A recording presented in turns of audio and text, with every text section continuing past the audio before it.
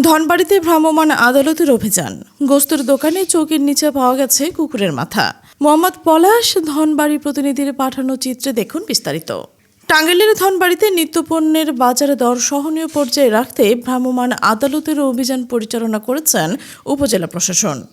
7 March শনিবার বিকেলে উপজেলার ধনবাড়ি বাজার, তেলের পাম্প, ধোপাখালী, কবিরাজ বাড়ি সহ বিভিন্ন জায়গায় ভ্রাম্যমাণ আদালতের অভিযান পরিচালনা করেন উপজেলা নির্বাহী ম্যাজিস্ট্রেট মিস নুরজাহান আক্তার সাথী।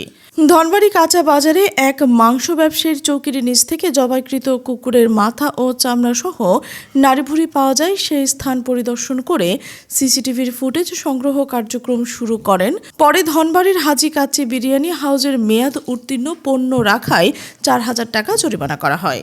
সেই সাথে 2টি ফিলিং স্টেশনে অভিযান চালিয়েছে উপজেলা প্রশাসন ও পুলিশ। ফিলিং স্টেশনগুলোতে জ্বালানি তেল মজুত করে রাখার কোনো সিন্ডিকেট তৈরি করা হয়েছে কিনা অথবা কোনো ধরনের অনিয়ম হয়েছে কিনা তা খতিয়ে দেখা হয়। অপরদিকে ধোপাখালীর মঠ বাড়িতে অবৈধভাবে মাটি কাটার দায়ে কয়েকজনকে মাটি বিক্রি করবে না মর্মে মুচলেখা নেন প্রশাসন। ভ্রাম্যমাণ আদালতের নির্বাহী ম্যাজিস্ট্রেট মিস নুরজাহান আক্তার সাথী জানান, বাজারে মোবাইল কোর্ট পরিচালনা করা হয়েছে।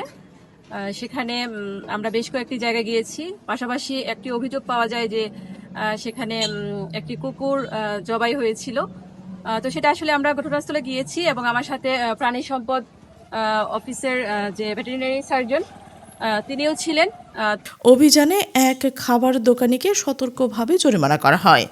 আগামী দিনে অভিযান অব্যাহত রয়েছে।